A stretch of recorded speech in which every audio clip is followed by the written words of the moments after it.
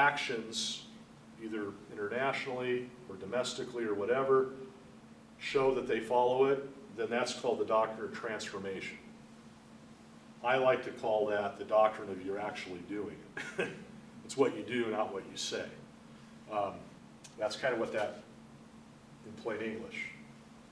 Doesn't matter what you say, it's what you do that matters. So a custom is very much like that. Okay, the next rule involving customary is kind of an interesting one, and it makes perfect sense if you think about it. This is called the persistent objector rule. And again, what we're talking about here is whether or not we can, if we're a court or another country in diplomatic relations, if we can say that a country must follow what we consider customary law. There's no treaty. So it can be said then, if a state persistently and consistently objects to what otherwise would be considered customary international law, then they will be exempt from the customary law. Now, this is an argument that's been raised in international whaling cases for sovereign states that still engage in whaling to some degree. And this is the idea that they have persistently objected to any form of international custom that would prohibit whaling or other use of marine mammals. And as a result of that, they would be exempt from what otherwise would be a customary practice. Now, to be able to show that, they would have to show that they are consistent, meaning that they don't, in one case do it, in one case they don't. They always follow that same rule, and that they apply that same rule to others. That's called the persistent objector rule. With that said, the persistent objector rule will not overcome a what type of custom? Nothing will overcome a peremptory norm, right?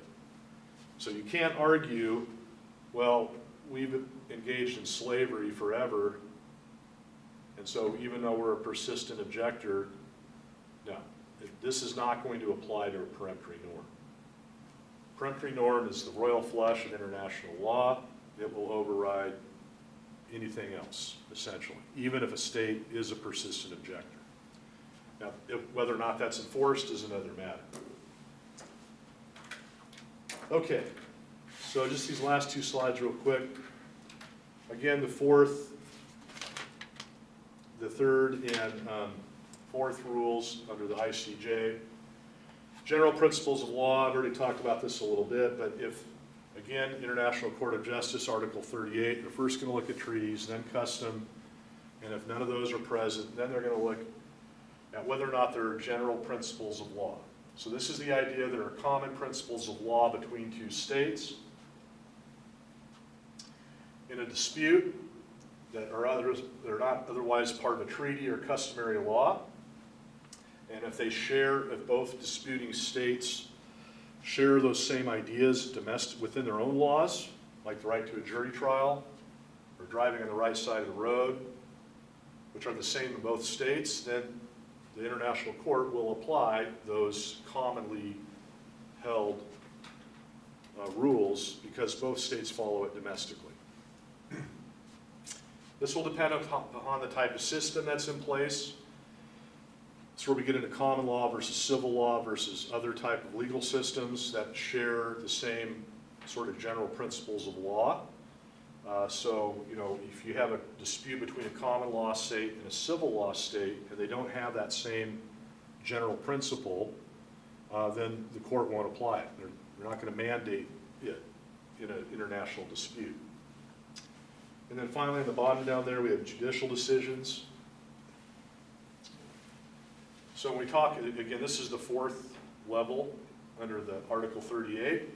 So a couple things, when I talk about judicial decisions, I'm talking about court decisions within a state, not an international court. But with that said, one thing I want you to be aware of, and this involves International Court of Justice, but also other international tribunals, is normally the doctrine of stare decisis does not apply in international tribunal. You guys are like, what does that mean? Precedence. Precedence. So here in the United States, the stare decisis is a doctrine that means courts in the United States have to follow previous court decisions.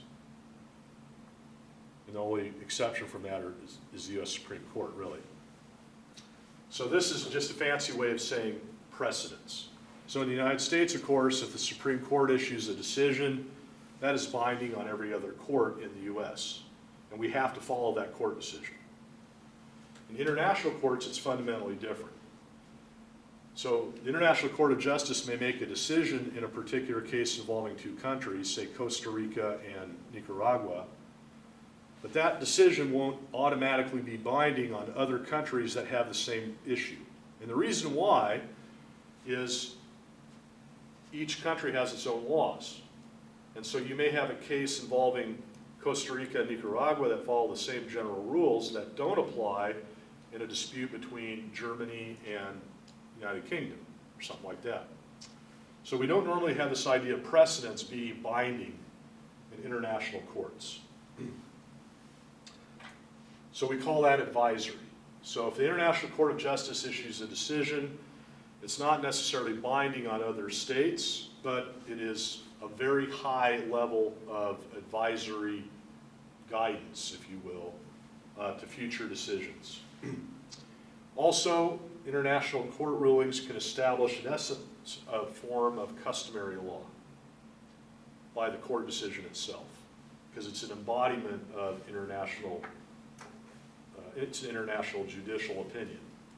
Not necessarily binding, but it certainly has a lot of weight to it. Okay, it looks like I'm out of time, so I'm going to stop there.